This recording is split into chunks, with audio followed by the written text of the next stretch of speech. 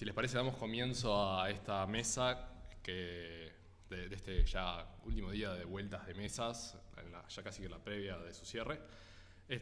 Mi nombre es Gastón Morín, voy a estar moderando la mesa y que se titula Transformaciones, Discursos y Fronteras. Tenemos 4 ponencias para presentar. Ahora que me di cuenta que tengo que estar un poquito más cerca. Tenemos 4 ponencias para presentar. Si les parece, mantenemos el orden que ya aparecía en la grilla, dando comienzo con Felipe, después seguiría Noemí, tercera iría Kiara y cerraría Luis.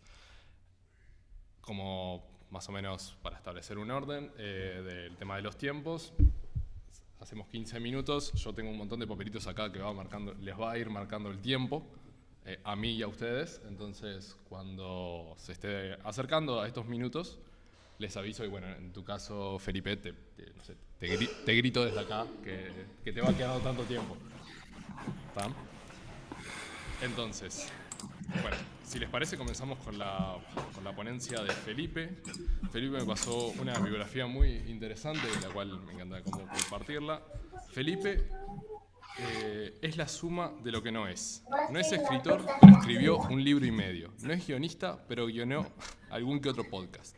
No es periodista deportivo, pero lo fue. No es futbolista, pero jugó un mundial de fútbol playa y nunca se subió a un tablado, ni escribió un versito, pero habla de carnaval. Felipe en este caso nos va a presentar la ponencia Parodiar la aldea. Y bueno, con eso, dale para adelante nomás, todo tuyo. ¿Cómo anda, Gastón? Primero que nada, un saludo grande a los compañeros de mesa y a la gente que está por ahí, a la gente que luego lo verá por YouTube. Lo primero que quiero decir es celebrar este espacio y sobre todo felicitar a los que tiran del carro para que el carnaval tenga su rincón en el mundo académico. Si me preguntan a mí, me gustaría discutir todos estos temas comiendo un lemellún en el Ponte, pero me parece que está muy bien que cada cosa tenga su lugar. El tema que traigo se basa y nace en una columna para el programa de radio Bacanal, donde me preguntaba en aquel momento por qué era tan efectiva la parodia de Pinocho Sosa en el carnaval del 2024, y también por extensión, por qué en general eran efectivas las parodias de personajes locales. Entonces me di cuenta que tendría que haberme hecho una pregunta anterior y era, ¿desde cuándo los conjuntos de parodistas apuestan por temas uruguayos? Porque quienes fuimos niños en los 90 tenemos un vago recuerdo de los espantapájaros de medianoche como esos parodistas raros que solo parodiaban temas uruguayos y que además yo tengo recuerdo que solían estar a primera o a segunda hora, algo raro para un conjunto de parodistas, porque le iba bastante mal en el concurso. Luego también hay quienes señalan a los Sandros, que hacían varias parodias locales. La primera pista me la da Maxi Sicard, letrista consagrado de parodista, cuando me dijo que en la categoría parodistas el que marca tendencia es el que gana. Que a diferencia de Murga, donde se puede llegar a imponer un nuevo estilo de una Murga sin siquiera estar en la conversa por el título, en parodistas, y también me lo reafirmaba Marco Lacase preparando este trabajo, lo que se copia es el éxito. Entonces, yo creo que podemos llegar a una primera conclusión y es que el concurso de carnaval valida las búsquedas artísticas. Entonces, a partir de ahí fui a buscar las parodias de los conjuntos ganadores a lo largo de la historia y acá quiero hacer un breve paréntesis porque se antoja indispensable que haya un archivo accesible sobre los conjuntos y sus contenidos, las temáticas de cada año. Porque en la actualidad, para saber eso, dependemos, por un lado, de la memoria.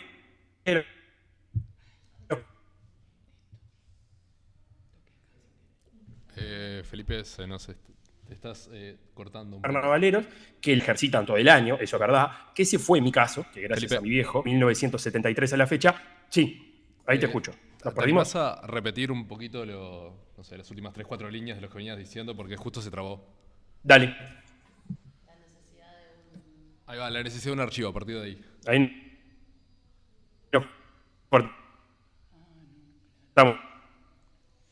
Te decía que me fui a relevar las parodias de conjuntos ganadores y ahí buenísimo que existiera un archivo accesible de los conjuntos y los contenidos de cada conjunto por año, por lo menos de los ganadores, porque para acceder a esa información dependemos, por un lado, de la memoria de los carnavaleros, que la ejercitan todo el año, y eso está muy bien, o por el otro, de algunos impulsos individuales de recopilación, que ese fue mi caso, que gracias a mi viejo, que tiene relevada todas las parodias del 73 para acá, pude reconstruir el camino de la categoría de los conjuntos ganadores.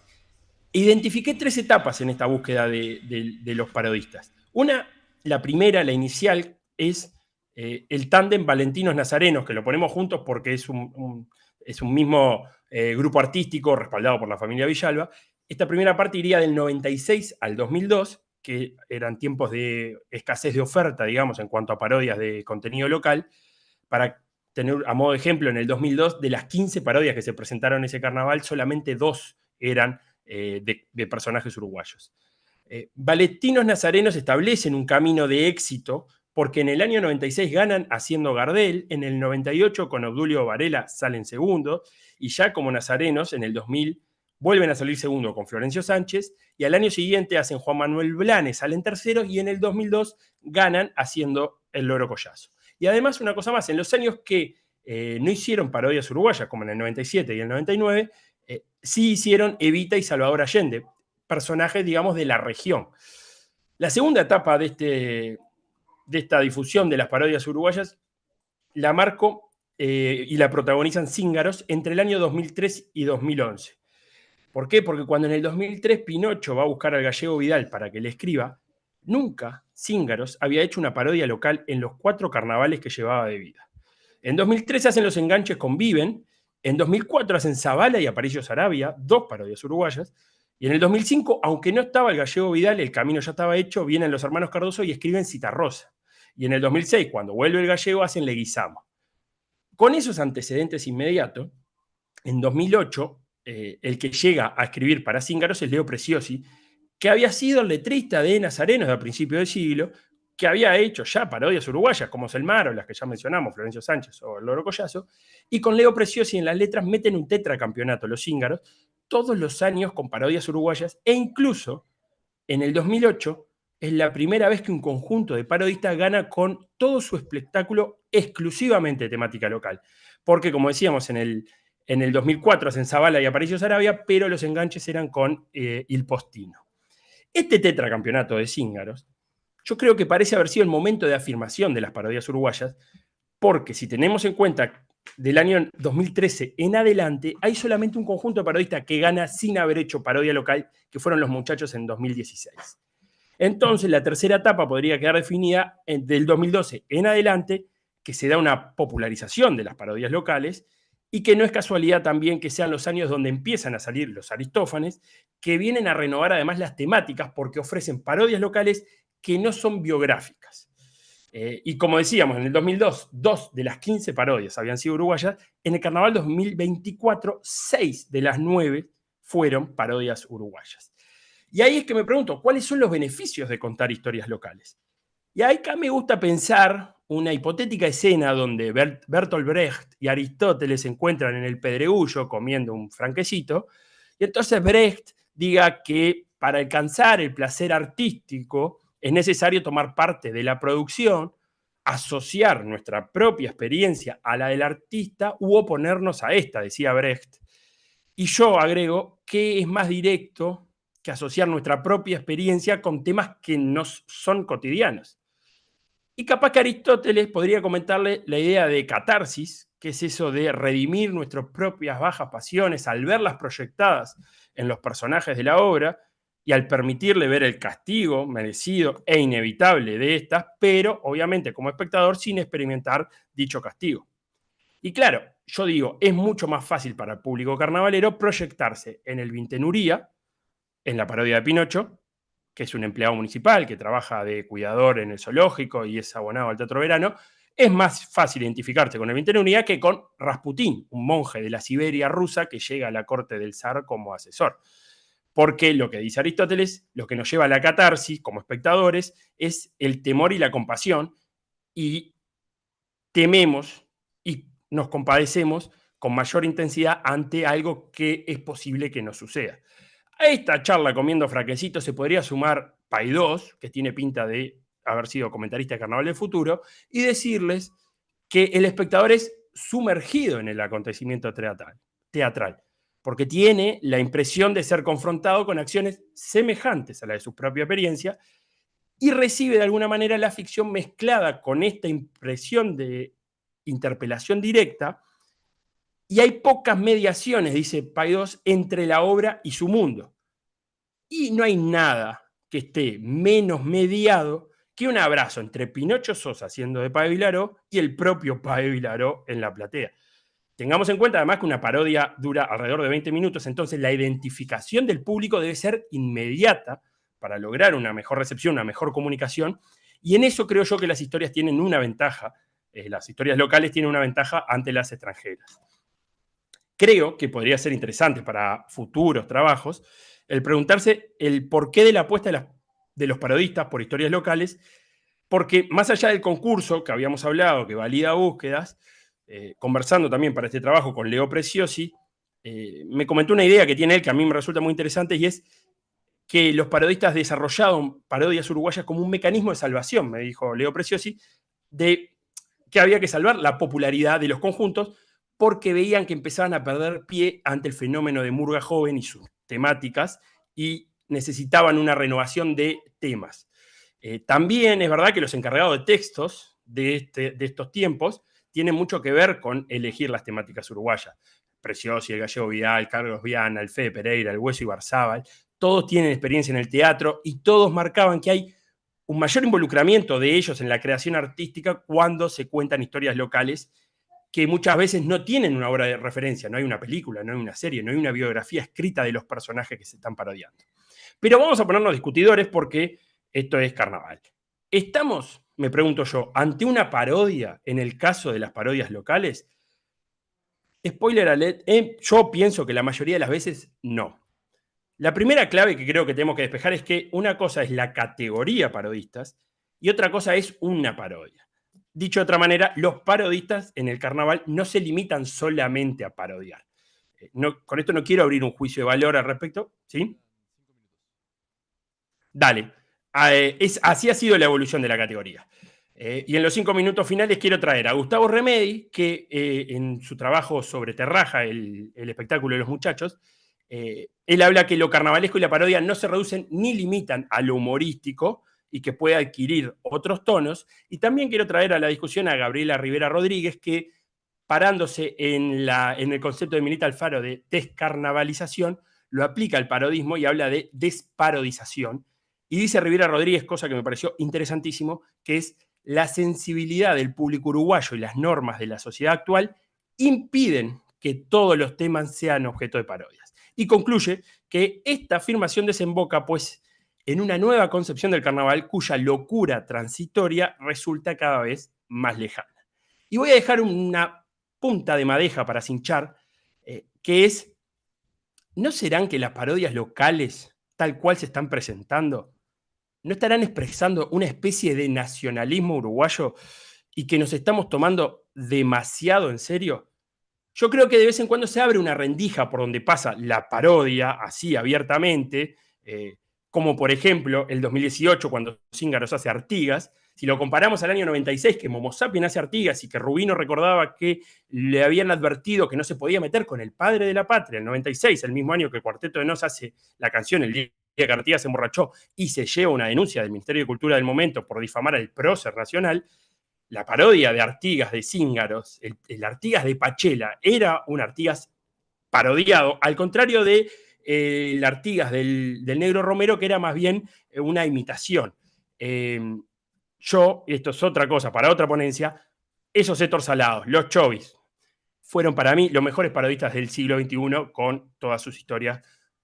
Spider-Man, Jesús, Batman, el año que no pasan la prueba de admisión, las 1000 parodias al carnaval, pero bueno, eso es otro tema. Yo creo, para cerrar, que corremos el riesgo de tomarnos demasiados en serio a nosotros mismos, a nuestra historia o a nuestra identidad, pero también reconozco que puede ser difícil y ridiculizar a una persona cercana, que quizás incluso esté sentada en la platea, porque requiere, para el actor le tenemos que exigir que sacrifique ciertas cosas. Y una de las cosas es no pertenecer. Si vos te vas a burlar de alguien que está ahí, en algún momento me parece que tenés que ceder el no pertenecer a todo el ambiente. Y termino diciendo que, citando a Ignatius Farray, que es un cómico español, que él dice que cuando alguien hace comedia sobre algo, no lo está menospreciando, sino que lo está trascendiendo. Y eso me parece que es una idea que podría ser interesante, trascender nuestras propias historias, con brillantina, con momentos melodramáticos, con un merengue al final, pero al fin y al cabo trascenderlas. Muchas gracias. Gracias a vos, Felipe.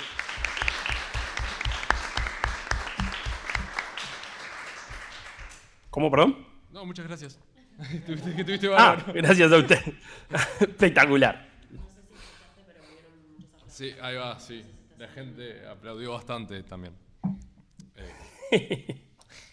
Muchas gracias a todos. Bueno, gracias. Sobre todo gracias por mantenerte en los tiempos, lo cual siempre ayuda a la moderación.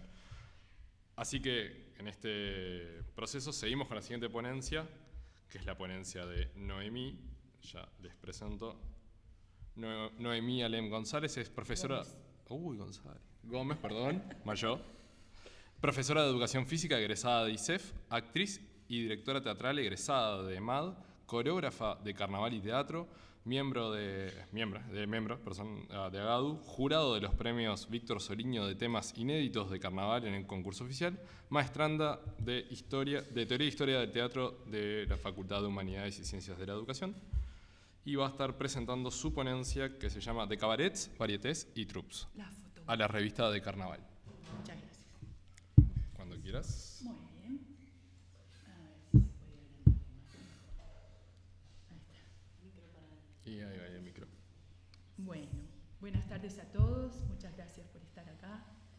Muchas gracias a Chiara Miranda por la invitación y también a los organizadores del Congreso, Flor de Trabajo, y también a la FIC por recibirnos y albergarnos.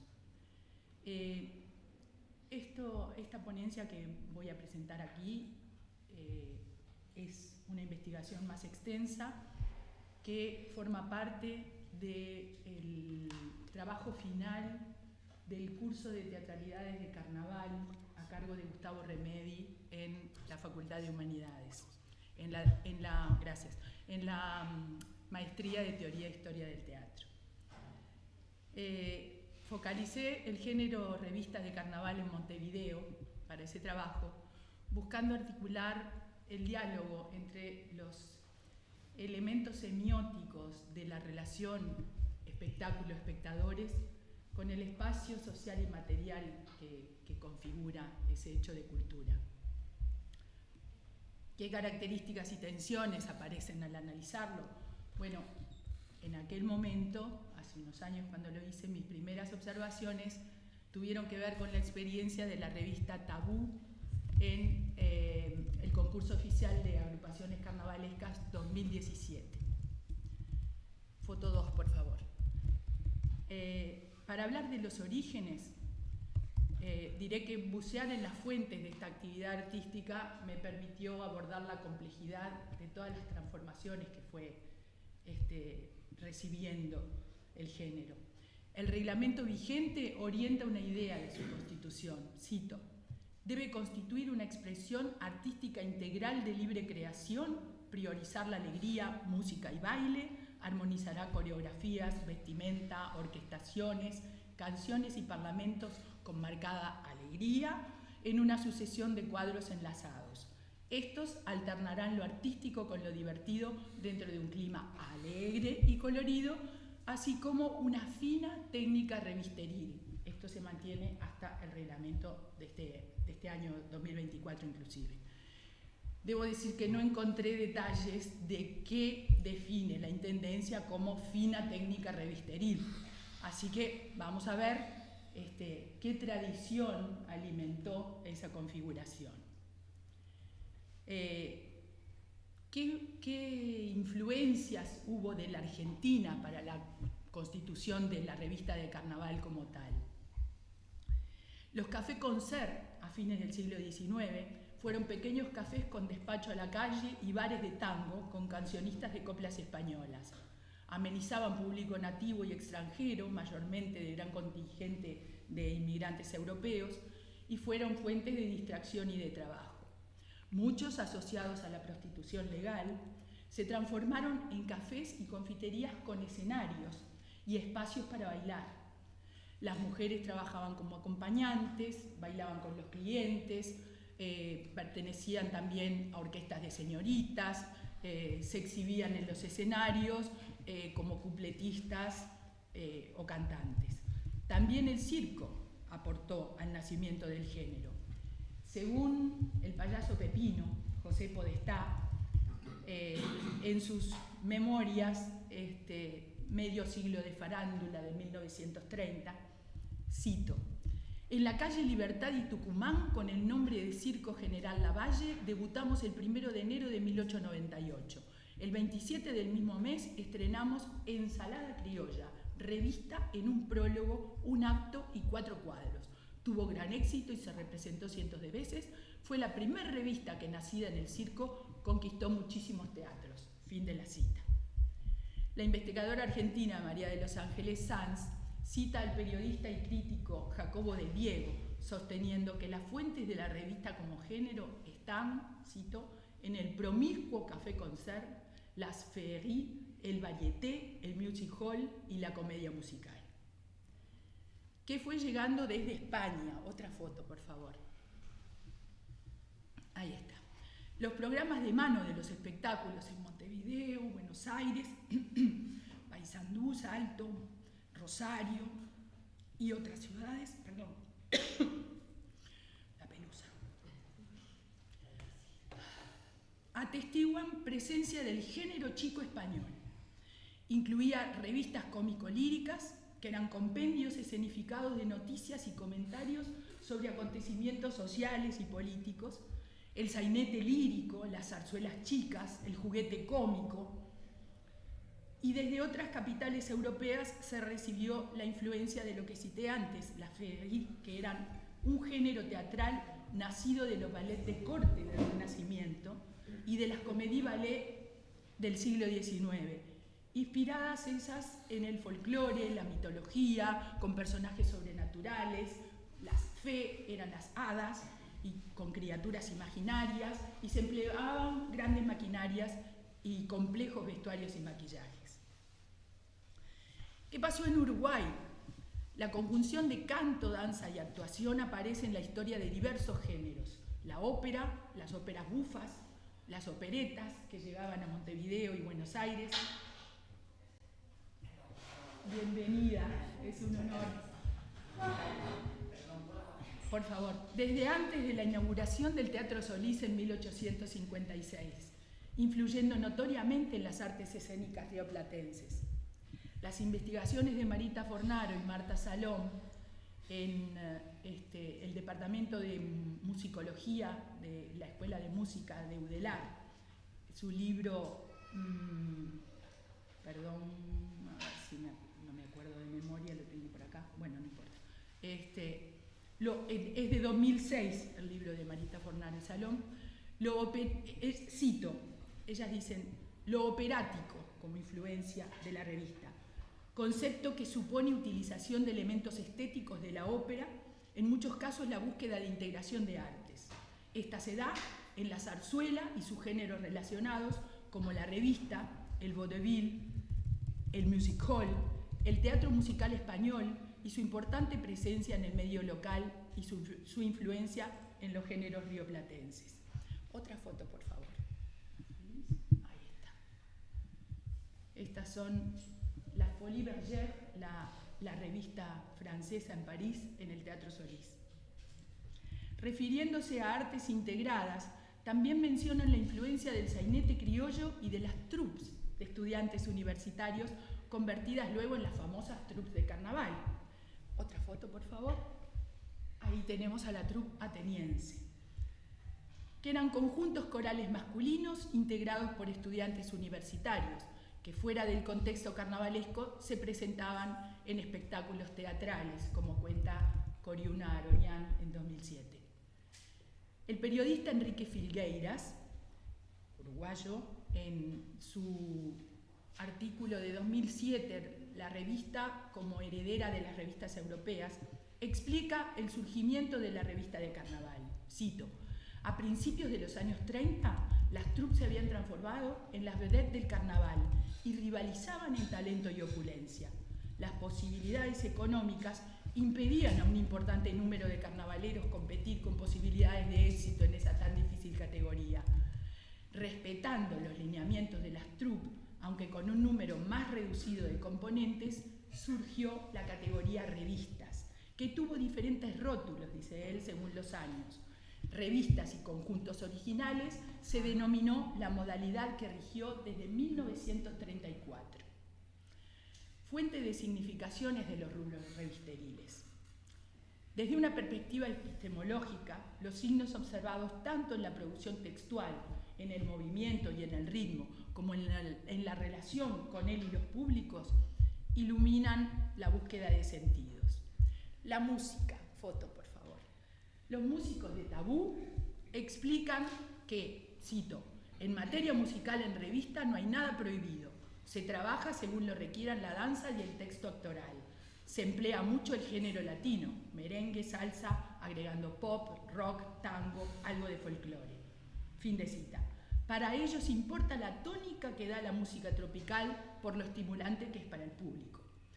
Aaronian señalaba los modelos bailables cubanos de los años 40 y 50 como raíces musicales comunes que dieron lugar a las orquestas tropicales. Se volvieron formas bailables que se instalaron en las clases populares, con sucesivos agregados de cumbia, plena, salsa y merengue. Ante la inclusión de elementos escénicos tomados de las troupes, Aaronian dice, es probable que algunos aspectos de la relación entre solista y coros carnavalescos sean un aporte de aquellas troupes. Bueno, la danza, por favor, otra placa.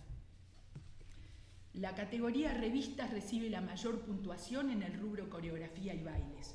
Los parámetros valoran el movimiento con sentido y la ejecución de los bailarines. Los indicadores a evaluar son precisión de movimientos codificados, dibujos en el espacio, a nivel técnico se puntúa el ritmo y la coordinación, la convicción gestual, la interrelación grupal.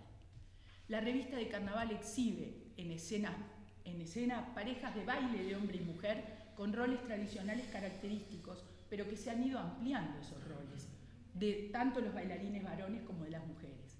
Hay un desempeño corporal específico en las mujeres destacado por una vigorosa vitalidad en una danza exigente en materia de figuras y elementos de dificultad, a veces acrobáticos, y una ejecución que requiere capacidades de destreza, potencia y flexibilidad. Esto ofrece al espectador un brío y un arrojo que contrasta con la danza revisteril femenina tradicional, caracterizada por caminatas y traslados rítmicos que permitían la exhibición casi de objeto del cuerpo femenino y el lucimiento de un vestuario significativo con trajes breves, mucha pluma y la exhibición de gran parte del cuerpo. Los cánones de vestuario mantienen similares tendencias, pero adaptados a la moda actual. Y además, una búsqueda estética va más allá de la tradición que exhibe primordialmente el cuerpo femenino y se pliega a la modernización en cuanto a las posibilidades de movimiento y asigna a los ropajes mayor significación y vuelo poético. Las cosas han cambiado un poco. La coordinación dinámica propia y grupal y la fuerza de las bailarinas en escena son notorias, aunque mantienen el apoyo de los partenaires, me salió muy oscura la foto, masculinos, en las tomas, portés, saltos y acrobacias. Obviamente se tiene que apoyar en ellos. El desempeño corporal masculino también cambió en relación a la estética de vestuario, liberado del patrón varonil tradicional de trajes, peinados y colores, y coreográficamente los hombres muchas veces danzan solos, centralmente, mientras las mujeres se retiran a foro o salen, elaborando ellos figuras y agrupamientos que los destacan más como bailarines que como partenaires. La actuación, otra foto por favor. Pepino cuenta, José Podestá, sus inicios en el Teatro San Martín de Buenos Aires en 1888. En mis entradas me permitía poner en evidencia los sucesos del momento, criticando canciones, ya estoy, ¿no? Y monólogos, lo que todo el pueblo sabía y comentaba, pero siempre en broma, dice él, antecedente reconocible de las revistas, que también heredan, me voy a pasar un poquito, del varieté y del vodevil. El viejo varieté francés se originó en representaciones callejeras y tabernas, y en el Río de la Plata, en los cafés de tango y los bodegones. Se caracteriza por números bailables, cantables y cómicos, incluyendo actualmente clown, stand-up y comedia musical. Respecto al vodevil, en sus orígenes fueron lugares donde se cantaban canciones ligeras, pícaras, vulgares, para beber y divertirse, que fueron agregando números para espectadores. El vodevil, el cabaret y el music hall, según el crítico español Juan Montijano, integran el género psicalíptico, es decir, relativo a lo erótico y la picardía sexual. Hugo Blandamuro, actor, director y jurado histórico del concurso oficial, explica que la revista se renovó al cambiar la superposición de cuadros por los sketches y ahora ya devino en argumentos, ¿no? Con un hilo conductor mucho más desarrollado. En realidad un argumento completo, no hilo conductor. La revista tiene que hacer reír, dice Blandamuro, rigiéndose por los lineamientos tradicionales del género y por el reglamento. Y es que el carnaval es un espacio que habilita los permisos sociales para que el espíritu burlón, el juego, lo picaresco afloren. Y la risa es el mecanismo que provoca esa vivencia, en un plano netamente colectivo y popular, asociable a lo que Peter Brook manifiesta para el teatro tosco. Cito, su objetivo es provocar desvergonzadamente la alegría y la risa, enraizada en arquetipos, en mitología, en situaciones básicas y recurrentes. La textualidad de revista reproduce y parodia situaciones cotidianas, permitiendo reconocer circunstancias y códigos habituales, abordando la crítica social con propuestas de denuncia y propuestas moralizantes, entre comicidades y emociones, pero también alternando con el melodrama. Distanciándose de la tradicional comicidad del género, la revista apela a la sensibilidad del público. Lo parodial se torna una herramienta crítica, una construcción que señala síntomas, modelos puestos en cuestión, desafía estructuras. Según Linda Hutchon, tiene, cito, una función hermenéutica con implicaciones tanto culturales como ideológicas. Si bien la parodia remite a lo ya existente, liga con el pasado, involucra la tradición o lo acontecido en lenguajes conocidos, preserva, dice Hutchon, y es capaz de un poder transformador, creador de nuevas síntesis. Para terminar, diré que una de las síntesis parte, analizando los contextos del fenómeno revisteril, de la constatación de que hay un público para la revista de carnaval. ¿Puedes poner la última, por favor? Me voy a saltar unas cuantas cosas, lamento mucho. Y del hecho de que esta modalidad escénica trasciende durante el año más allá del carnaval. Resulta un nuevo desafío indagar en qué se convierte, profundizar en los nuevos contextos y sentidos que aparecen a partir de esa pervivencia. El teatro infantil, la animación de fiestas y eventos, la producción empresarial en rubros como el diseño, por ejemplo, la instalación de academias de enseñanza o el aprestamiento en danza y teatro que ellos hacen. Termino citando a Stuart Hall, académico jamaiquino, que reflexiona acerca de las tensiones que provocan los conceptos de cultura popular comercial, cultura popular propiamente dicha, y valores estéticos. Estos puntos de fricción, estas formas de lucha, retan a la profundización y al abordaje de límites y de zonas de pasaje entre lo histórico y lo artístico. Muchas gracias. Disculpen.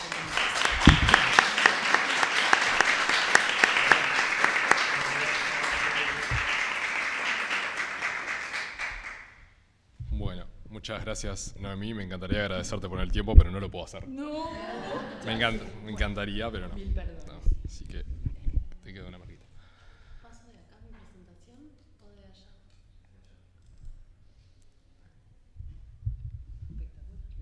¿Estamos ahí? Ahí, espera. Vení.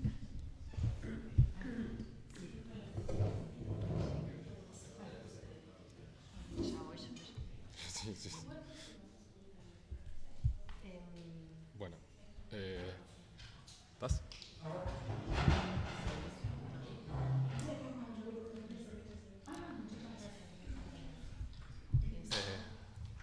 ¿Estás pronta?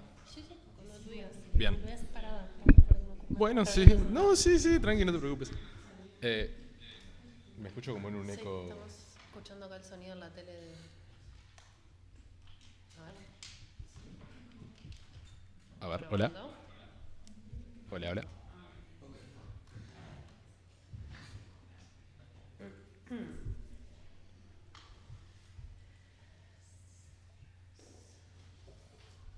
Te pido que no me cuentes estos segundos en el tiempo.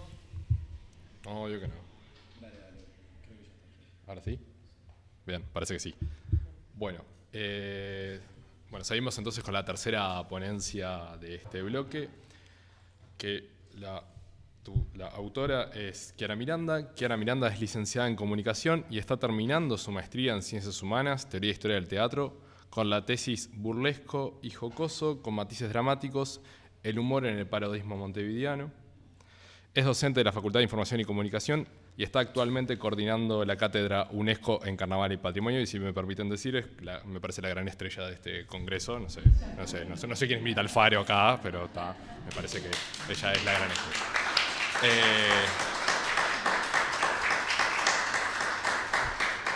Va a estar... No, yo no te... No, al contrario. Y bueno, su ponencia se llama ¿Están bravos los sin arroz?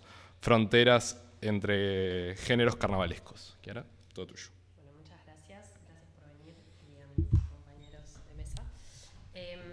Lo que voy a estar presentando ahora es esta ponencia, Están bravos los cingarros, que un poco tiene por objetivo algo que me viene obsesionando hace un tiempo, que es cuestionar o preguntarnos acerca de las fronteras entre esos géneros de carnaval, usualmente expresados en las categorías del concurso oficial de agrupaciones de Montevideo.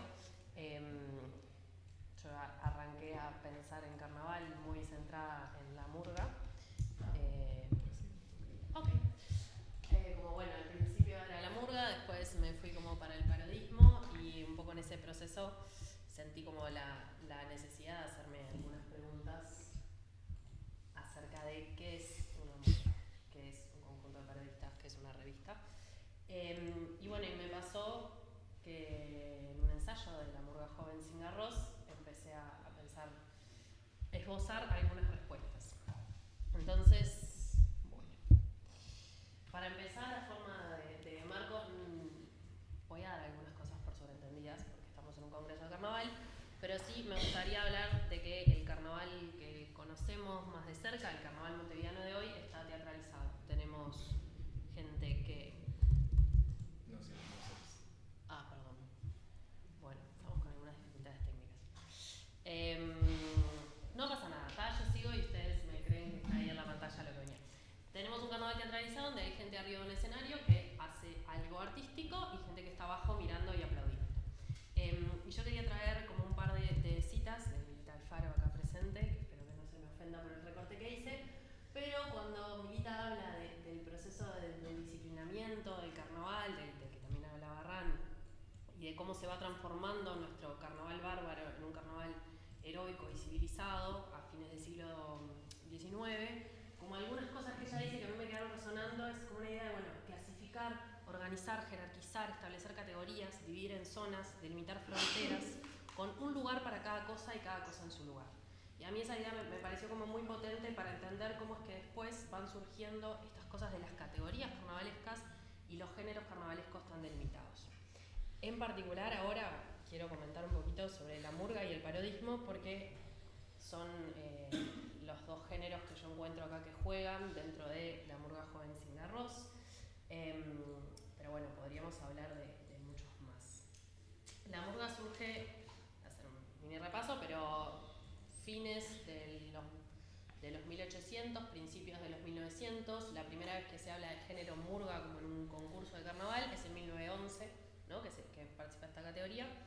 Y en su reglamento del concurso oficial de agrupaciones de Montevideo, que no es la única forma de definir la murga, pero sí el concurso es un espacio de mucha visibilidad y que se toma mucho como referencia, se mencionan cosas como que la murga es una de las más elocuentes expresiones del folclore uruguayo, que tiene como característica esencial criticar, satirizar y divertir con lenguaje popular y coro, que la comicidad tendrá una mayor relevancia en la medida que sea ser realizada a través de los temas cantados, privilegiados por sobre los monólogos o diálogos, que los textos se considerara calidad, priorizando la sutileza, la picardía y el doble sentido por sobre lo grosero y lo soez, así como el espíritu carnavalero.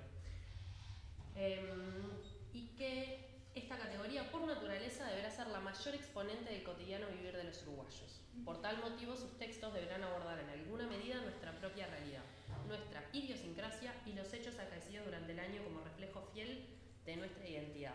Todo eso es lo que le pide el reglamento del concurso oficial de agrupaciones a la murga. Otra de las categorías que delimita este concurso es el parodismo, que nace varias décadas después de la murga. Me encantaría charlar acá sobre cómo fue evolucionando cada género, pero se me irían los minutos, así que me voy a quedar con un par de cositas que dice el reglamento también, que es: esta categoría deberá parodiar el argumento de obras, historias de hechos y o personas de público y notorio conocimiento, en una imitación generalmente burlesca, realizada en tono jocoso, pudiendo en determinados pasajes del espectáculo tener matices dramáticos según la propuesta de cada conjunto. Se habla también de que los parodistas tienen que cantar, realizar bailes y coreografías, usar vestuario y hacer una o varias parodias dentro del espectáculo. También se menciona la utilización de pistas musicales, ¿no?, como algunos de los elementos que aparecen en los reglamentos. Mi hipótesis, o lo que yo postulo y que vengo a intentar defender acá, es que así como los géneros carnavalescos no son estáticos y las murgas de 1911 no son iguales a las de ahora, y los parodistas de los 40, 50 no son iguales a las de ahora, o veíamos un poco en la ponencia de Felipe al principio sobre los temas que abordan y cómo han ido cambiando. Mi hipótesis es que las fronteras y los límites entre esos géneros carnavalescos también cambian, que son porosas, que no son fijas y que existen distintas formas de tensionarlas. Y antes de abordar a Cingarros, que es lo que me convoca, voy a mencionar muy rapidito algunos ejemplos que me parece que ilustran un poco por qué me animo a decir que esas fronteras son porosas. Por ejemplo, una forma de tensionar las fronteras entre géneros carnavalescos tiene que ver con la inclusión en un espectáculo de una categoría de un fragmento en los códigos de otra, como Cingarros 2025, ahora, este año, en la parodia del libro del Momón, se llamaba la parodia, hacían una murga de los porteros de Carrasco. Y se explicitaba así, ¿no? Ahora viene a cantar la murga en un tablado, una cosa muy local, pero lo que pasaba era que había un pequeño coro de murga integrado por los integrantes del conjunto Cingarros que hacían una crítica de actualidad a coro. Entonces me parece que esto, ¿no?, como inclusión de un código de un género carnavalesco en el espectáculo de otra categoría, me parece una forma de tensionar. Llevada al extremo por los Chovis en su espectáculo 2023, construido enteramente a partir de restos, pero de eso ya hablé en el congreso pasado. También de los Chovis, un ejemplo humorista de los Chovis me parece interesante es el de Tucetor Salados, que daría para hablar un montón, pero básicamente quienes integran humoristas los Chovis eligieron dar la prueba de admisión como parodistas Tucetor Salados, no pasaron, pero en esos 12 años de ese momento hasta ahora, cada tanto en sus espectáculos de humorismo que se presentan en la categoría de humoristas, hacen una parodia en la que ponen el cartel así iluminado, Tucetor Salados, salen, bailan, hacen una presentación, hacen una mini parodia y se despiden y después sigue el espectáculo de humorismo, ¿no? Entonces hay como un conjunto de parodistas con una existencia propia y una identidad propia que se sostiene por lo menos desde 2013 hasta ahora, pero que habita adentro de otro género. Estos son como algunos ejemplos que me parecía que estaba bueno mencionar en el marco del concurso oficial.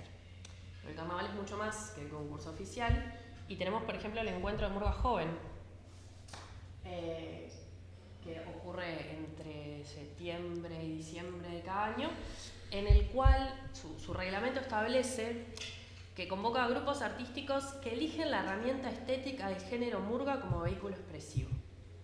Hasta ahí llega la definición, ¿no? ¿Qué puedes hacer en el encuentro de Murga Joven?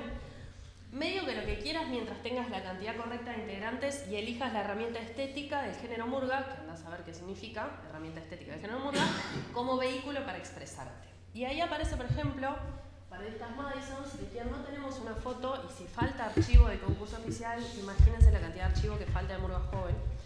Hay un archivo Murga Joven que hace un gran esfuerzo al respecto, pero bueno, no encontré una sola foto de la actuación de Madisons en 2022, que lo que hicieron es un espectáculo de parodistas adentro del encuentro Murga Joven. Empiezan diciendo, bueno, no, sabes que el letrista se fue y esto empezó como un cuplé y de repente, y es un espectáculo de parodistas entero. Ahí quizás no es tanto tensionar las fronteras entre géneros, sino tensionar un poco lo que es el encuentro Murga Joven. Preguntarse por qué no puedo. En un momento aparecían como con un platillo, un bombo y un redoblante para decir tenemos platillo, bombo y redoblante, pero no nos tocaba, no había como todo un juego por ahí. Y ahí sí llegamos, en el encuentro Murga Joven, a Cingarros, que es la murga que me despertó estas ideas y de la que quería hablar. Una murga que nació el año pasado, en 2024, que como casi todas las murgas del encuentro Murga Joven, nace del desarme y rearme de otras murgas del encuentro. Que, si ven ahí, esto es como la figura de Pinocho Sosa con la cara de Jaime, no sé si... Y Cíngaros, Cántate un Jaime, es un juego de palabras entre parodistas cíngaros, de Ariel Pinocho Sosa, ahora de su hijo, y Jaime Ross. La murga cuenta que el nombre nace en un mundial de nombres que hicieron, una competencia con un montón de opciones y terminó ganando Cíngaros. Y me quedan 5 minutos, sí. Perfecto, estamos bárbaros.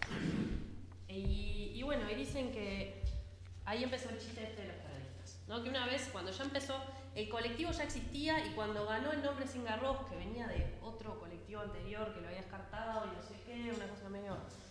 Ahí empezó el chiste de los parodistas. Nos llamamos Cíngaros, vamos a fondo, ¿no? Y cuentan que, aunque habían definido que el nombre no fuera la identidad del espectáculo, cuando vieron que era Cíngaros, dijeron, tenemos que hacer cosas de parodistas. Y empieza a construirse como este chiste. El espectáculo 2024, porque el 2025 todavía no lo presentaron, arranca con, se llama Desvirtuado, y arranca con una presentación que es como muy murguera, ¿no? Muy adecuada para los códigos del género murga. Tienen el coro, la batería, hablan sobre Murga Joven en tono humorístico, que también podríamos preguntarnos y cuestionarnos esto de la presentación en tono humorístico, hasta desde hace cuánto viene y desde cuándo podemos decir que esto es bien del código murga, pero bueno. Hablan del encuentro Murga Joven de vender sorrentinos, con un vestuario muy colorido, muy holgado, las capas, y en un momento como que la batería cambia el ritmo, empieza un ritmo más plenero, y dicen, Cíngaros se va a plantar acá 30 minutos de alegría en el carnaval. Como dijo Sosa Ariel, Pinocho Sosa, lo cito a él, están bravos los Cíngaros, acá se camina, plumífero. Ellos lo cantan, yo no lo voy a cantar. Pero mientras tanto, la batería toca un ritmo medio plenero y es una coreografía típica de los parodistas. En el medio del espectáculo, que de nuevo no tengo fotos de los vestuarios del medio, pero eran vestuarios que habían pedido prestados a un conjunto de parodistas. Aunque tienen un vestuario de parodistas, estas personas estaban paradas atrás todo el rato. Son 4 personas que no son de la murga, estaban paradas ahí como estatuas. Realizan una serie de cuplés también, como en los códigos de la murga: crítica de actualidad, humor cantado coralmente, ironía, sátira. En un momento hacen el cuarteto de Ross, que tienen en escena a Jaime Ross, al lado Jaime Dos, después viene Jaime Tos, que entra tosiendo, y Jaime Pos, que viene disfrazado de Pos para la tarjeta, y empiezan a cantar, usando la melodía de Colombina de Jaime Ross, la letra de Soy un Capón de Cuarteto, pero usan en algún momento algún fragmentito de Colombina de la canción original. Entonces es como el contrafactum de género murga, pero en realidad como que la gracia está en esa mezcla de las dos canciones combinadas, que yo entiendo que podría interpretarse un poco como una parodia de cualquiera de las dos canciones. Más que nada porque la frase que mantienen es la de dijo el murguista a la muchacha. Bueno, en fin. Entonces,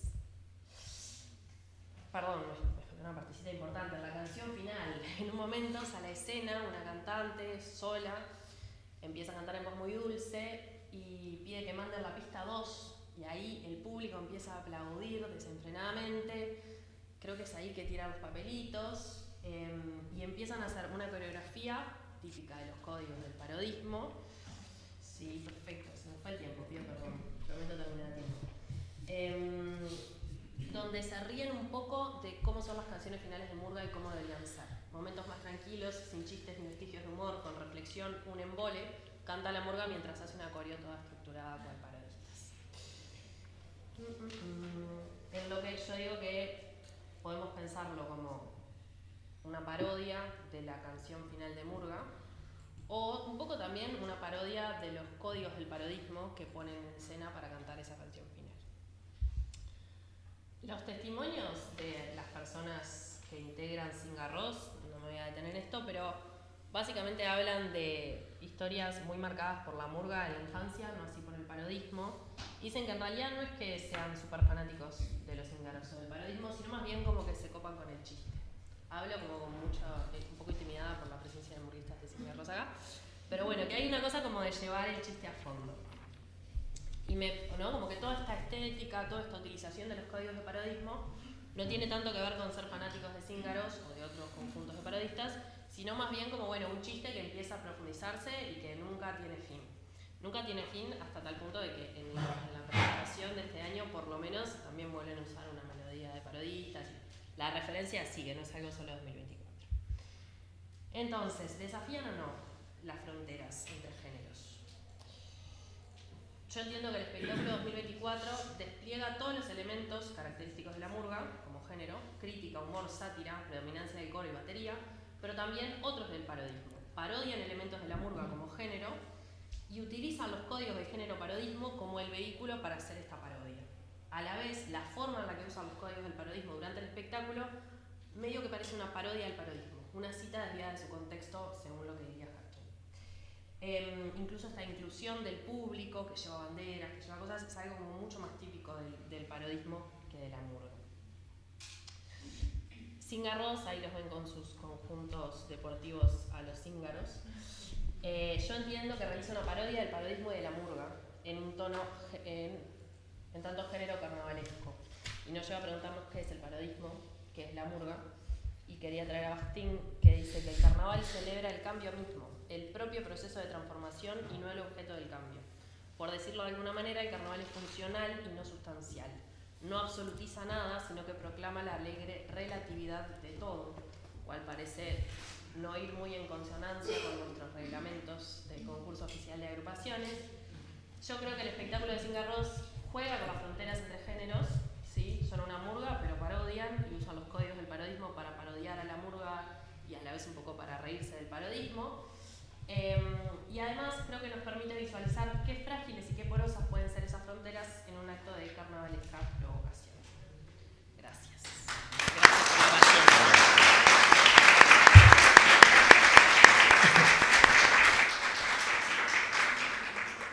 Bien. Muchísimas gracias, Kiara, por la ponencia. Pasamos entonces a la última ponencia. Tenías varias cosas.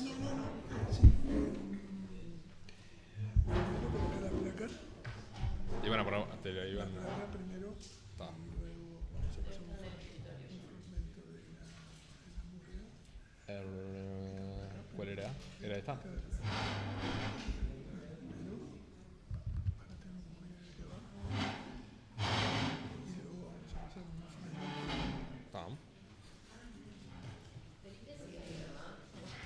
Felipe, ¿seguís ahí, por casualidad?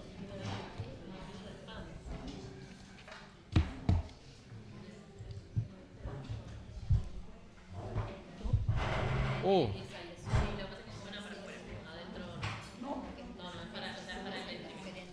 Para que...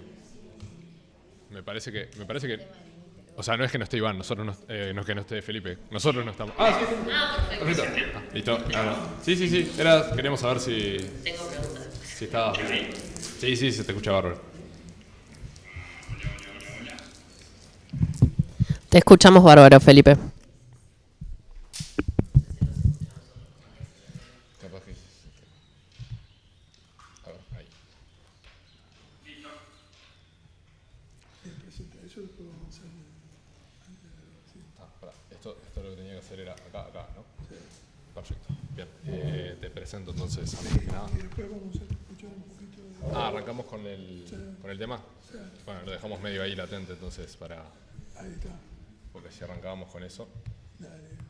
Vamos a pasar un fragmento, Bien. unos segundos de... No te olvides el micro. Paso a presentarte primero. Bueno, Dale. Bueno, la última ponencia de esta mesa, el autor es Luis Dufour. Luis es profesor agregado de Teoría del Cine y Medios Audiovisuales e Historia del Cine Documental. Realiza investigaciones en el campo del cine y la teoría de la comunicación. Trabaja sobre temas afines al mundo de la pantalla y los estudios culturales. El título de la ponencia es Lo no dicho en el cuplé Murga La. Para lo cual vamos a alargar unos minutitos, unos breves segundos de el que está ahí. ¿Salía de ahí o salía de acá? Esto no me lo cuentes dentro de... No, te digo. Sabes que todavía no lo puse No porque me no hagas- llegué. No me hagas el... Luego de haberlo estudiado y después de meditar, hacia arriba nos vamos, una murga sin cantar, una murga que no tiene presentación ni cuplé, que no tiene ni siquiera director que diga tres. El tipo que está cantando por seguirle la corriente, lo seguimos escuchando. Listo. Que no se Muy bien, perfecto. Bien, es parte de un espectáculo de Falta y Resto de 1983. Este trabajo es un trabajo que lo ha hecho así por deporte. Siempre me llamó la atención este cuplé y voy a trabajar algunos vínculos que tienen que ver con la murga y el orden del discurso de Michel Foucault. Muy breve, la presentación son un par de carillas nada más. En el año 1983, cuando la dictadura todavía estaba en pleno proceso de reconstrucción cívico y social, se presenta el concurso de agrupaciones de carnaval La Murga, Falta y Resto, que a la postre obtiene el tercer puesto. En dicha actuación presenta el cuplé titulado Murgalá. ¿Por qué el mencionado cuplé sería materia de análisis? ¿Cuál es la particularidad de dicha pieza artística? Las preguntas no son de fáciles respuestas, sin embargo, una lectura más atenta del objeto en cuestión da como resultado que el mencionado cuplé cumple con algunas particularidades que lo vinculan con el espíritu del tiempo, 1973, tiempo de silencios y de censuras. En este sentido, el cuplé cumple con una máxima empleada por aquellos tiempos, decir sin decir nada. Y no dice nada en principio y por lo tanto no afectaría a nadie.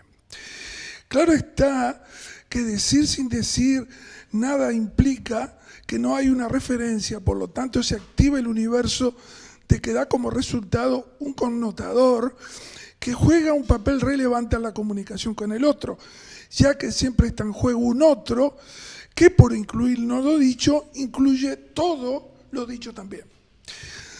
Murgal es un cuplé dedicado a la invención de una murga que la compone un solo integrante, quien lleva adelante todo el relato. Es una mise en amim, porque es una murga dentro de una murga, que está a su vez modelada por Falta y Resto. En este caso, el único integrante a lo largo del cuplé explica detalladamente al cloro cómo está constituida dicha murga. El presentador dice que no tiene presentación, ni cuplé, ni siquiera director. Estamos ante una primera virtud de la murga que se fundaría en el aforismo de Lichtenberg, cuando dice que tenemos un cuchillo sin hoja y sin mango. En este caso nos propone pensar en una murga sin integrantes, sin texto ni actuación. Desde este lugar, situación donde el único componente de la murga impone sus propias reglas, las cuales parecen ser aceptadas por el coro de la murga, es decir, de Falta y Resto, que a modo de tragedia griega le responde a las pautas enunciadas por el protagonista. Así, el único componente de la murga nombra una serie de elementos que le dan sentido a la murga y que la configuran desde su ausencia.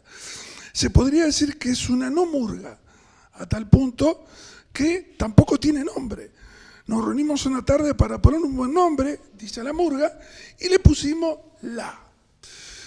El oxímoron es evidente, ya que se canta sobre algo que no dice y tampoco tiene nombre, por lo tanto no hay habla. En resumen, estamos ante una particular circunstancia, un presentador que canta sobre una murga que no es murga, como dijimos en reuniones anteriores, estaríamos ante una no murga, apelando a la categoría de Gray Mass, donde se parece una murga, pero no es una murga. Pensar en una murga que no cante implica pensar en un acto donde el discurso se ha excluido. Sobrevuela el concepto de exclusión. Aquí estaría el primer concepto presentado en el texto, El orden del discurso de Michel Foucault. Por lo tanto, el habla es muy débil. Y si no hay habla, no hay discurso. Por lo tanto, no se produciría comunicación. Situación que entiendo es condicional, ya que lo no dicho también produce significación. Siguiendo esta línea de análisis, se logra advertir que el nombre de la murga es tan solo un acto de ausencia, ya que el presentador trata de presentarla y solo nombra la. Los nombres son marcas, huellas, palabras que le dan sentido a las cosas, y que en coincidencia con el espíritu de la murga, solo se la señala con un artículo. El artículo na indica algo, pero abre múltiples interpretaciones. Michel Foucault diría que hablar es un problema, ya que se prestan múltiples interpretaciones, incluyendo aquellas que desafían el poder. En este caso, la es algo azaroso, imprevisible, no controlado, que debe ser controlado. Si bien la no murga, en principio, tiene el beneficio de la no palabra, con el paso del tiempo, la no palabra termina por afectar el habla del protagonista, a punto tal que perderá el habla. Veamos cómo. El coro, que en todo momento acompaña a quien canta el estribillo, ¡ay, qué loco que está el tipo que está cantando! Por seguirle la corriente lo seguimos escuchando. Al final del cuplé parece no estar de acuerdo con lo dicho, y lo hace notar desde el momento que invierte su rol y autoriza y desautoriza el habla del protagonista. Esa no autorización aparece cuando se emerge una censura. Siguiendo la línea del pensamiento de Michel Foucault en el orden del discurso, el discurso de la murga ingresa en un proceso de rarificación. El texto se dilata. La audiencia, dice la murga, la audiencia se imaginaba a la murga de acuerdo con su conciencia. Es así que lo no dicho adquiere una latitud tan amplia que las hablas entran en pugna, la del protagonista y la de falta y resto. Algo que se debe evitar en la medida que el habla se debe administrar, o de lo contrario, prohibir. Este es el primer procedimiento para controlar un habla, la prohibición. Acá la prohibición funciona como una técnica hacia el sujeto. No se puede decir y tampoco decirlo en cualquier momento. En este caso es importante esta sentencia, ya que determina el valor del habla, sobre todo tomando una cuestión que está en el fondo del tema, el proceso civil militar, la dictadura. Con el fin de abonar lo dicho, en un momento el cuplé, el presentador le dice: alguno se sintió tocado a hallarlo más hondo porque quiso y escuchó una letra contrafondo. Es decir, que emergen las circunstancias inesperadas de las interpretaciones. Quiero aclarar que en este trabajo el sentido de discurso está en sintonía con el otorgado por Michel Foucault, cuando dice que el discurso es un lugar de asalto, de pelea. El cuplé expone esta situación, cuando el coro pretende y logra tomar el control de la situación. Al invertir su rol de ser contenido del habla del otro, pasa a ser su administrador. Apropiarse del habla implica apropiarse de cómo se nombran las cosas, y en ese sentido, al observar la murga, la está dada desde el comienzo, cuando el coro lo califica como un loco, es decir, lo aparta. Es un loco, y el coro lo avala en la medida que sigue la corriente. Dicha partición produce una tensión desde el momento que la murga la dice. Aquel que quería reír se largaba a carcajadas, imaginando los chistes que la murga no contaba. El otro, más estudioso del coro y de la armonía, aplaudía generoso lo que imaginar quería. Por lo tanto, lo no dicho en un texto en blanco es un texto en blanco que los espectadores van llenando con sus emociones e ideas, incorporando todas las interpretaciones, todas las hablas. Por lo tanto, la murga debe ser prohibida. Y eso es justamente el argumento esgrimido por el coro a la hora de censurar a la murga. Un ejemplo de lo dicho es el siguiente verso. Los celosos de este cuento dijeron muy alarmados: no se puede consentir que se suba a los tablados. El silencio no se escucha y no cantar es fatal. Tiene que hacer de payaso, de lo contrario está mal. Lo dicho ensaya un mandato que emerge a modo de sentencia, cuando el sujeto de denunciación se le quita la capacidad de hablar. Ante tal situación, el presentador de la murga invierte el tono del enunciado. Dice el presentador: eso de no tener verso no se vio por ningún lado, y no tener director queda muy bien desordenado. Que no pintarse la cara que no se podía concebir, y concluye que la murga solo debe hacer reír. El tono de lo dicho se vincula con el fenómeno en cuestión, que en el final del cuplé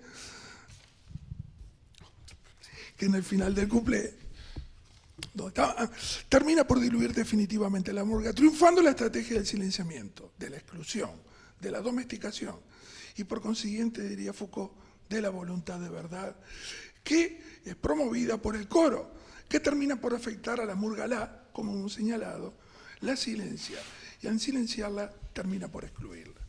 Conclusión.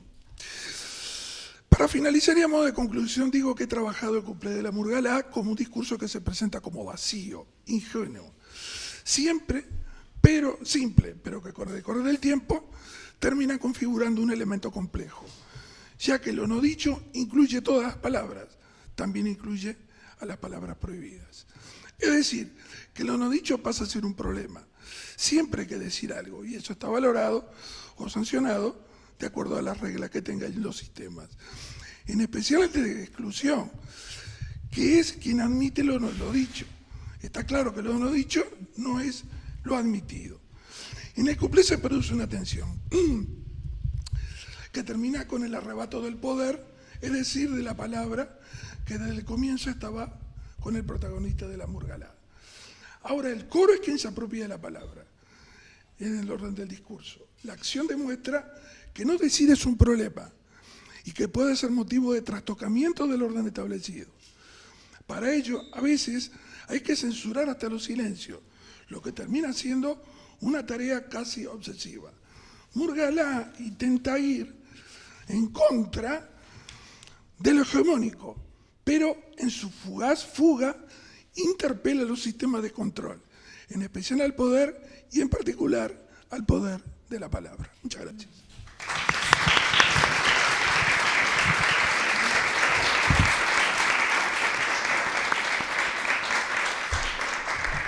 Bueno, muchísimas gracias, Luis, también por acotarte al tiempo. Nos quedan unos 15 minutos. La idea ahora es movilizar un poco la palabra, hacer como un bloquecito de preguntas que surjan hacia las ponencias que se presentaron recién. Tenemos un micrófono que se va a andar moviendo cuando alguien levante la mano.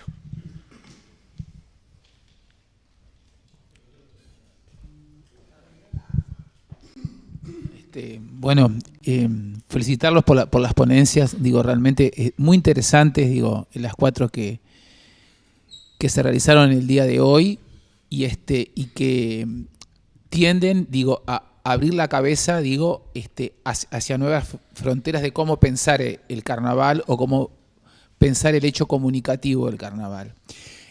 Yo me quedaba un poco con lo de Noemí y con lo de Chiara en cuanto a esa situación de las fronteras en cuanto al hecho comunicativo de las categorías. Creo que cada vez más esas fronteras se están juntando en las categorías. O sea, pasa a través de Noemí, que lo hemos visto, a través en Carnaval. La frontera, por ejemplo, entre la revista y la Sociedad de Negros y Lubolos cada vez se acerca más. El hecho argumentativo, o sea, la columna vertebral del espectáculo como argumento, cada vez se da más en esas categorías. O sea, no se conciben más ahora revistas o Sociedad de Negros y Lubolos que no tengan un argumento central y que van desarrollando a través de todo el espectáculo. Y creo que también, siendo lo de Chiara, pasa también un poco con las murgas, también que están tendiendo hace años como a un argumento central, o sea, desarrollan una idea, yo qué sé, la duda, y la duda en diferentes estructuras. O sea, se diferencia mucho de las murgas de antes, donde la variación de temas a tocar me parece que era otro camino. Hoy por hoy creo que eso creo que tiende a unir, o sea, a que las fronteras cada vez se vean más difusas en todas las categorías. Y eso pasa, creo que por un hecho comunicativo que creo que hay que pensarlo.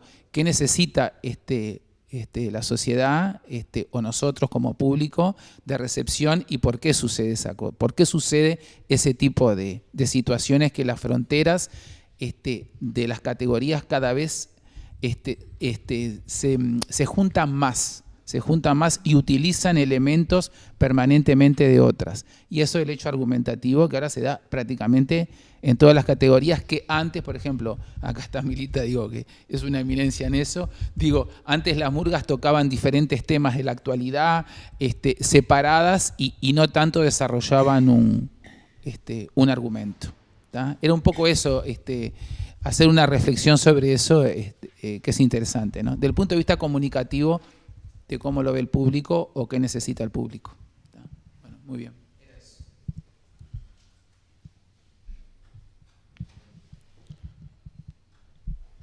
No sé si hay alguien.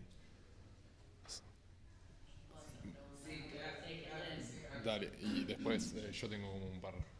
No, si querés dale vos. ¿Sí? ¿Marco yo?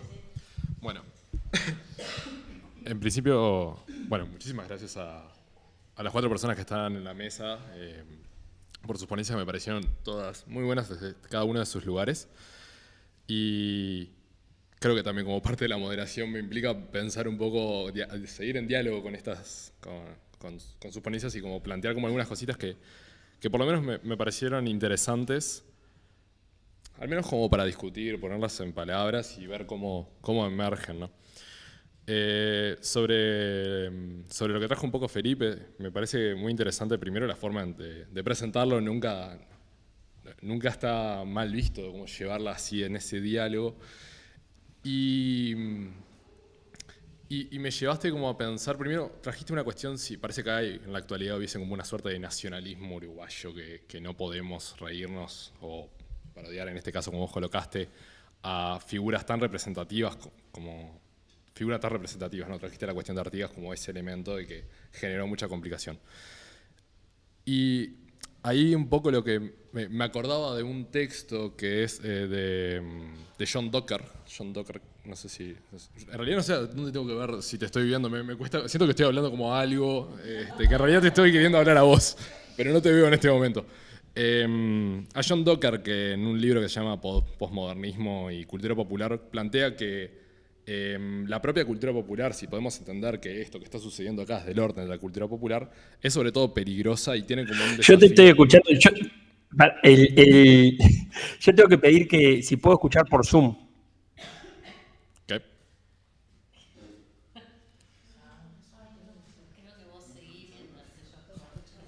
Está, bueno, entiendo que me seguís escuchando. Esto, ¿no? Que lo carnaval... en ese libro de John Docker coloca que la cultura popular tiene como ese carácter carnavalesco. Y ese carácter carnavalesco sobre todo tiene esa dimensión peligrosa. Entonces me preguntaba, y te la extiendo a vos también, ¿cuál considerás que podría ser el peligro, si pensamos que hay un peligro, ¿no? En que lo carnavalesco pueda llevar como a discutir estas cosas, estas figuras, estas representaciones. Que entiendo que posiblemente lo peligroso sería que se dé vuelta, que es un poco lo que plantea Bakhtin, pero nada, me gustaría como pensarlo como desde ese lugar, cómo lo colocás vos. Eso por un lado. Después, tengo como una cosita para Noemí. Nada, me encantó lo que venías presentando. Tenemos una herencia conjunta de educación física y me parece que está buenísimo que te presentes primero desde el lugar de la educación física, fue lo primero que dijiste. Bueno, yo creo que yo te leí, pero me pasaste esta cuestión de que sos egresada del mismo lugar que yo, para demostrar un poco que también ya no es la gimnasia y la escuela y eso, sino que nos preocupamos por otras cosas, andamos por otros lados, y la preocupación que colocás también viene de tu formación de la EMAD, no lo niego, pero revitalizo la educación física. Me gustó mucho como esa pregunta que te colocás al principio que deviene de un poco de la definición de la revista como esta cuestión de la técnica, ¿no? ¿Qué es esa técnica?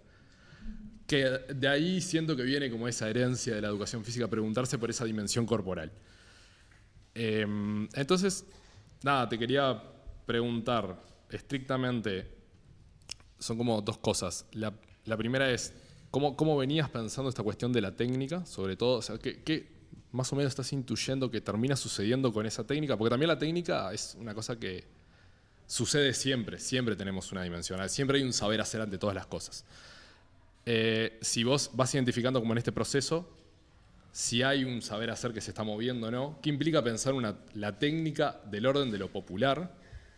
Y de ahí preguntarte, ¿cómo pensás esta dimensión de la cultura popular? Porque la tiraste en medio, caí sobre el final, al principio del final. Entonces, ahí va, preguntarte un poco sobre eso. Preguntarte sobre eso, ¿no? Pensar la dimensión de la técnica y lo popular, ahí. Porque son dos categorías difíciles, pero las presentaste. Después, tenía como una pregunta para Luis, pero sobre todo creo que es más por el desconocimiento del planteamiento de Foucault, de ese planteamiento estrictamente. Pero ahora me llegaste como a preguntarme lo siguiente, ¿no? Sobre esto que al final medio colocabas, que, bueno, esta cuestión de que lo no dicho, y estuviste todo el tiempo en diálogo con esta cuestión de lo no dicho, sobre todo por el propio Couplé, que bueno, esto incluye como palabras no dichas, pero decís una cosa que con el correr del tiempo termina configurándose un elemento complejo. Entonces me preguntaba si la configuración de lo no dicho es algo que lo identificamos a futuro cuando volvemos al pasado, ¿no? O sea, porque yo creo que, o sea, podemos decir que siempre, primero me pregunto si siempre en todas las configuraciones habría algo del orden de lo no dicho, pero ahora, ¿eso no dicho lo identificamos en el presente o lo identificamos en el futuro? O sea, no, lo identificamos una vez que volvemos a preguntarnos por ese momento. Porque justo, no, o sea, no me parece menor que lo hayas traído en el orden de la dictadura. Por eso. Como es esa duda, capaz que es más un desconocimiento o la poca profundidad que tengo en Foucault, más allá de eso, pero está, eso. Y después para Chiara, nada, me encanta lo que venís pensando en general. Creo que está buenísimo todo el recorrido que estás haciendo y que hemos compartido, sobre todo en la maestría. Sobre todo he aprendido muchísimo de vos, más que otras cosas. Y me pasaban dos cosas que incluso me está pasando a mí en mi propia tesis, es que parece que el reglamento lo amamos, lo odiamos, nos disciplina, nos ordena y nos desordena. O lo queremos desordenar, pero también hay como un reconocimiento de que nos ordena. Eso es el disciplinamiento, así en términos de Foucault. Como que ambivalencia constante. Entonces, por cómo lo traías, me preguntaba, ¿qué pensás un poco estrictamente más del reglamento en estos términos? Porque lo pusiste como en varios lugares.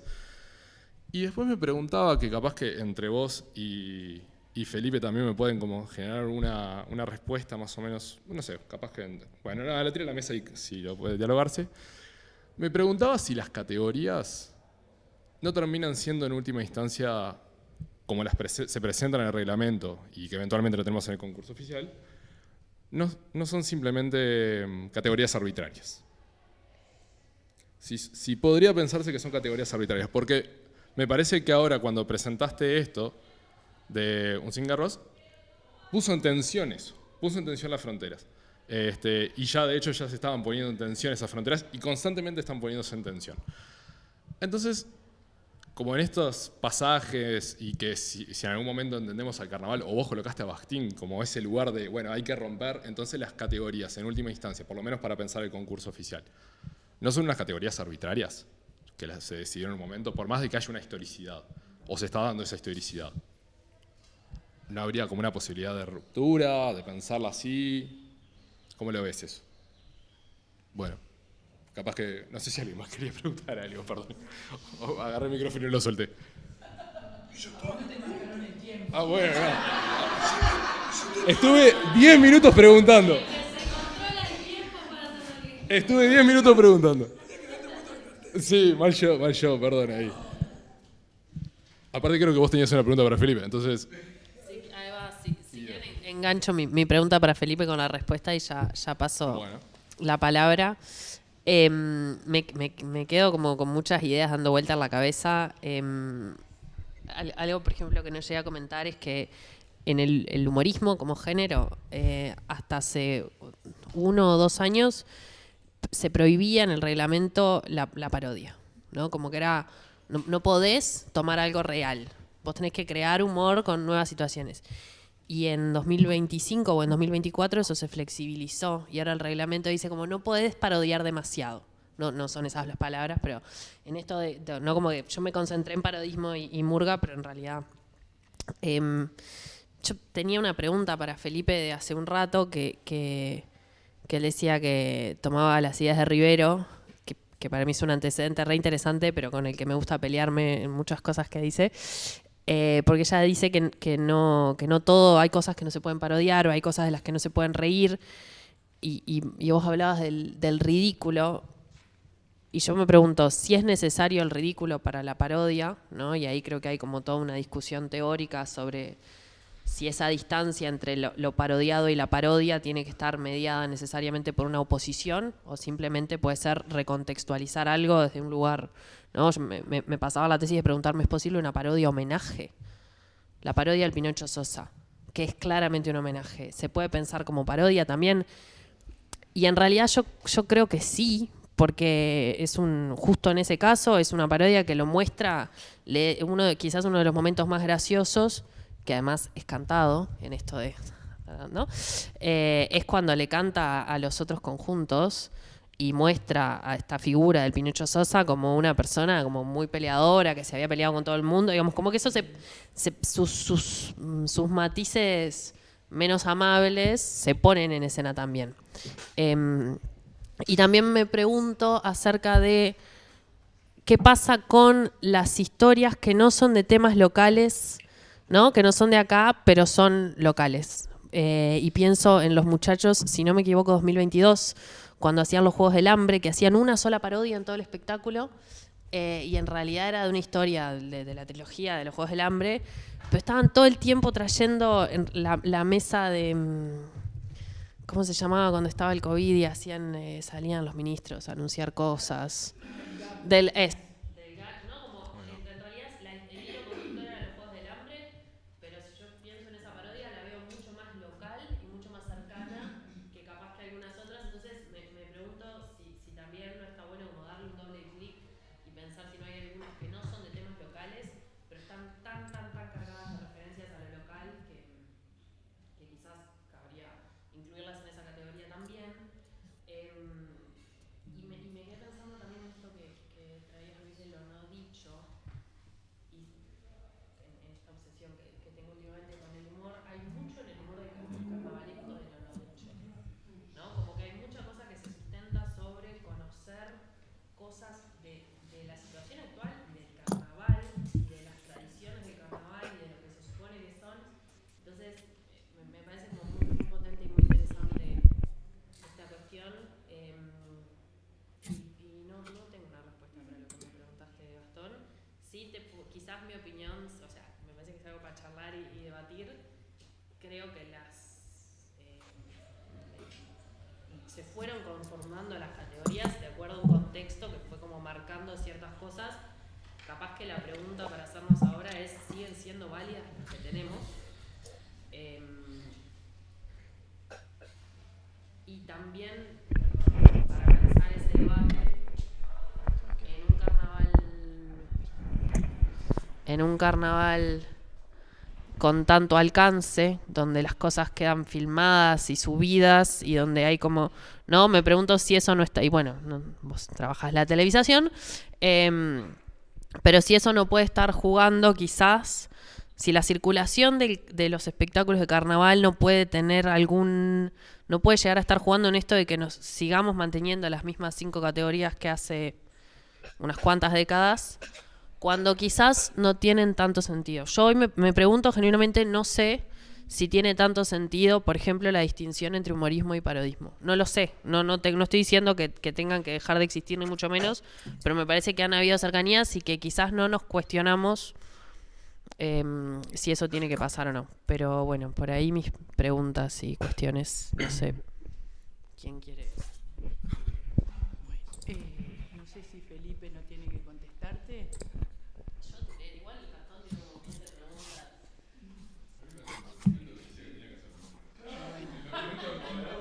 Felipe, ¿tú querés contestar? Cobra por eso.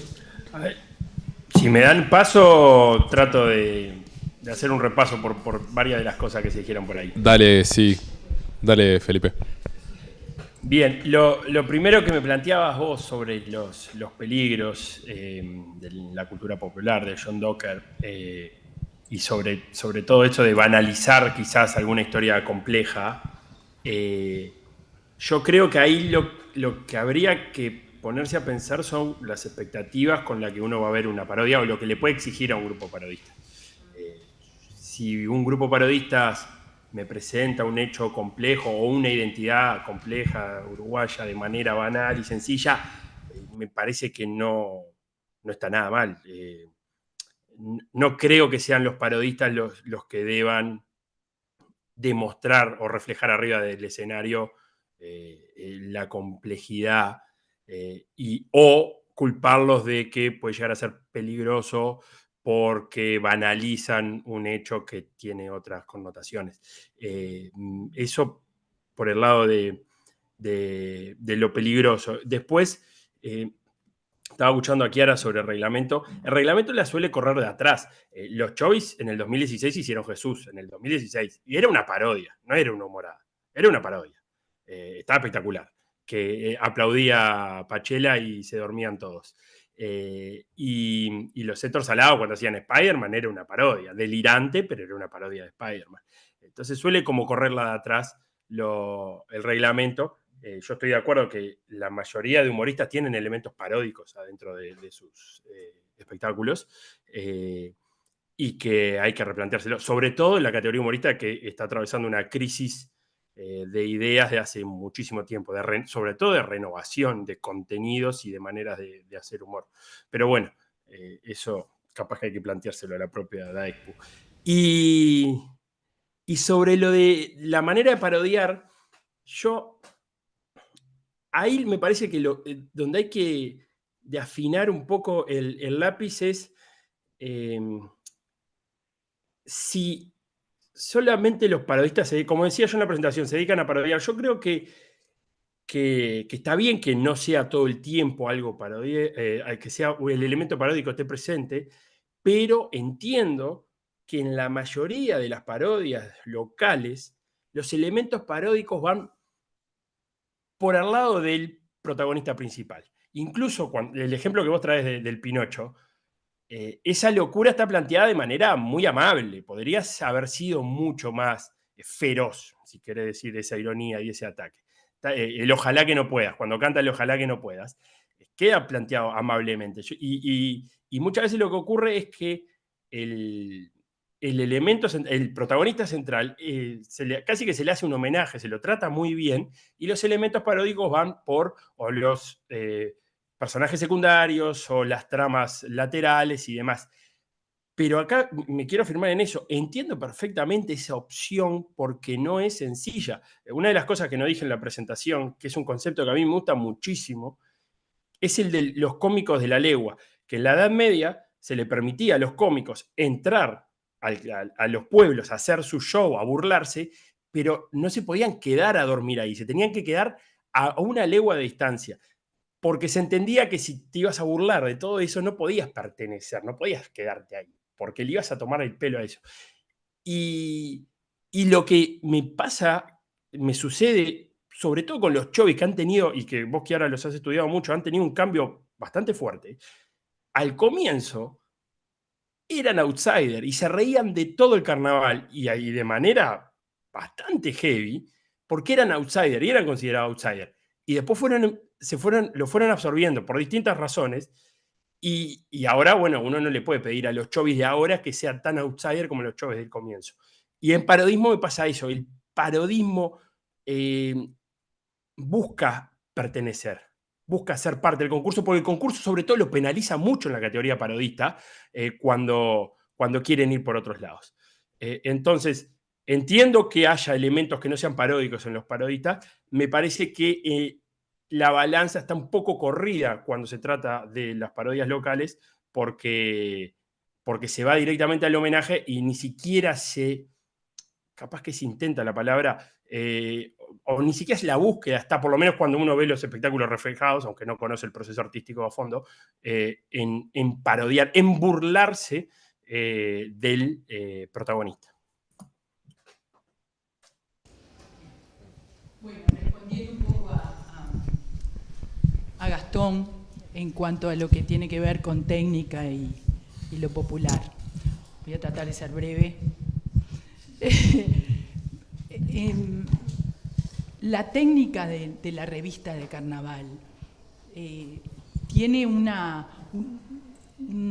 sello muy particular que viene por un lado de lo que vimos de la herencia del circo y la herencia de los bailes antiguos y demás, más todo lo que va articulando la revista con lo que va recibiendo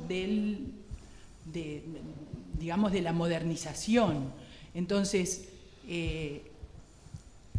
ya el lucir o el provocar visualmente no se conforma, como decía hoy, con caminatas o bikinis plumíferos, sino que requiere la demostración de una técnica, de formas de movimiento totalmente no cotidianas, diferentes al resto de las categorías, por un lado, y al resto de cómo se mueve la gente en general.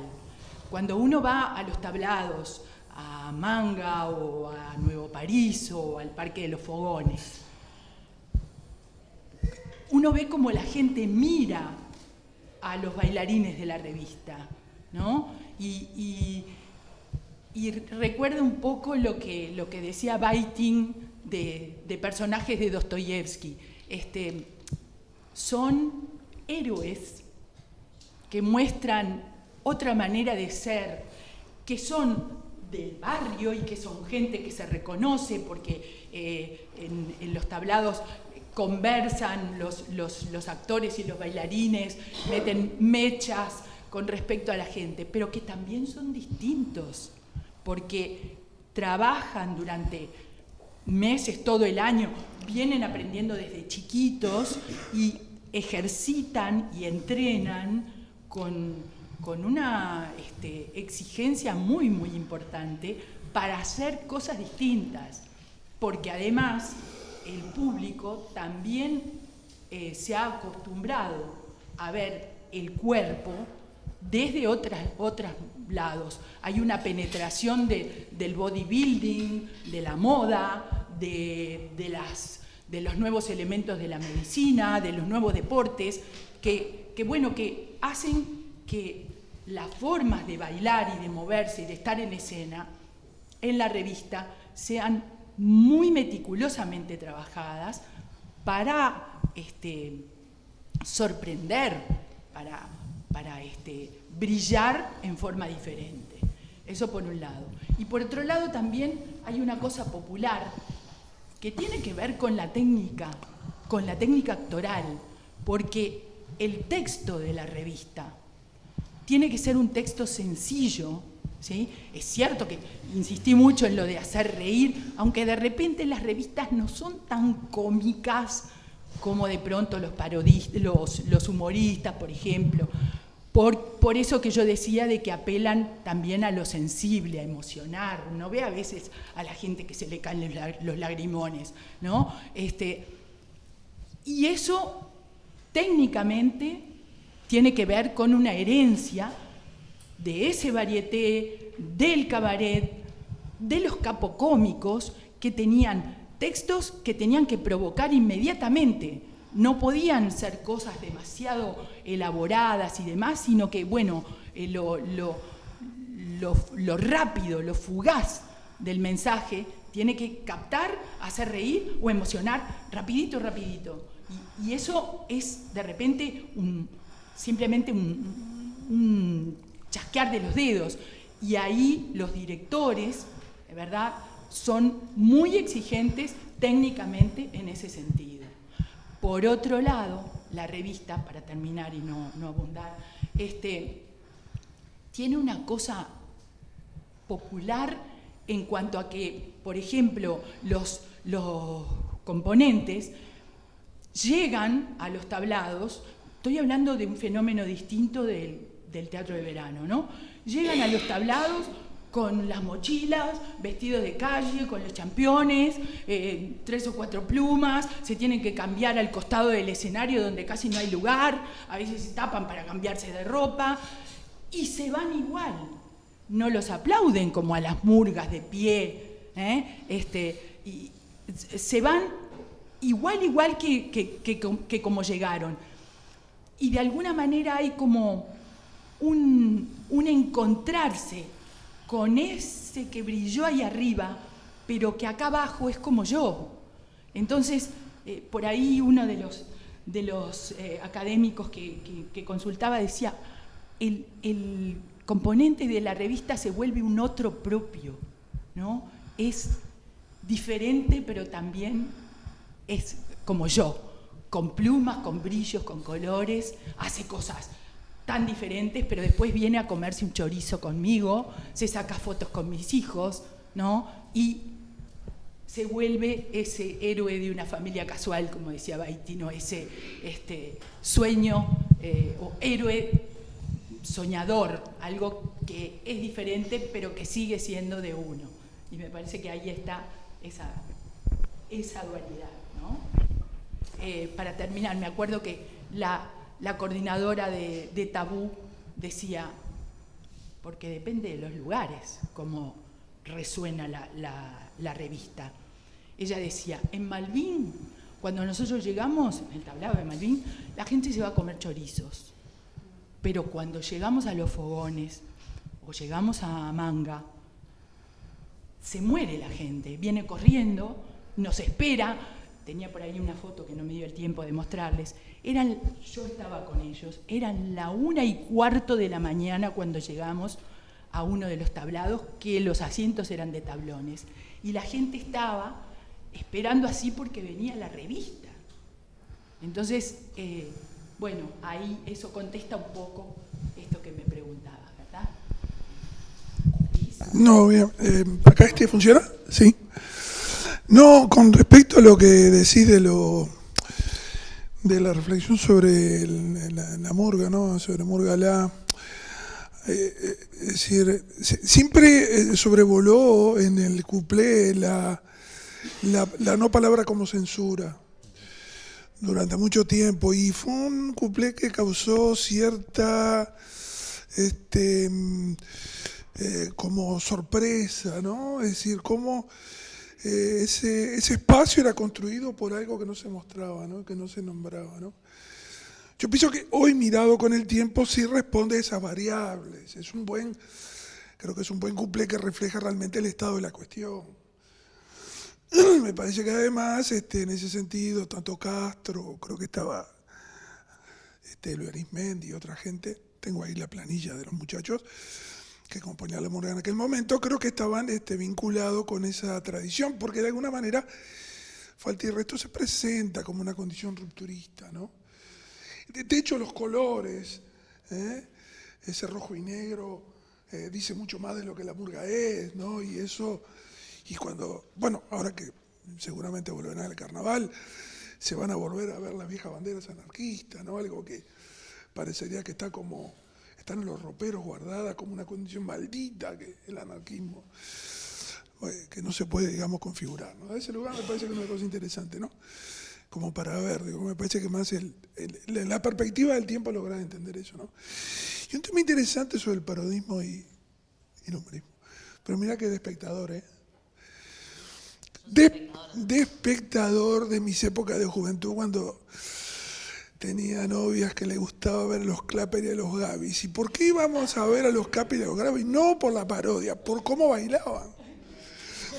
Es decir, hay una cosa que me parece fundamental, que cambió en el tiempo, y que el parodismo fue hacia otro lugar. El humorismo hacía reír y el parodismo se bailaba y se cantaba de buena calidad. Los cuadros de Gavis y Clapper, de Adams, eran formidables. Y recuerdo a mi abuela llorar de risa con los humoristas de la escuelita del crimen, con los muñecos de los hermanos Urrutia. Con estas dos experiencias personales puedo un poco distinguir estas dos tradiciones. Creo que una devino a la otra, pero creo que el humorismo, como bien dijo el compañero, hay una crisis de escritura, porque es muy difícil hacer humor por los distintos sesgos que ha tomado el relato. Entonces, yo me acuerdo en el tablado de Millán y Raffo, al frente del Bar Nuevo Racing, que lo recuerdo con gran cariño, los chistes de Paco y Pico, hoy vamos todos presos. El choricero, los del tablado, el muñeco, todo, porque eran realmente de un tono un poquito, digamos, elevado, ¿no? Aquellos stand-up de Roberto Barri, aquellos stand-up de Luis Guarnerio, eran, hoy es inviable, tal vez por distintas circunstancias, y tal vez porque también.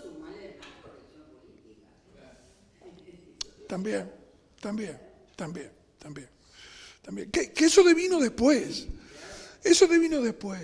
Hoy que se discute tanto, ¿no? Bueno, usted debe estar cansada de que la consulten. Si el carnaval debe... allá en los años 60 bromeaban con Titito Heber y le cantaban las 40, ¿no? Un poco eso. Pero discúlpame, me meto de... Bienvenido. Me meto de atrevido. No, bueno, bien. No sé si estamos repasados de tiempo, ¿no? Sí. Está, bien, bueno. Y está la mesa acá siguiente esperando, de la cual yo también participo. Así que, bueno, le damos un aplauso a las ponencias.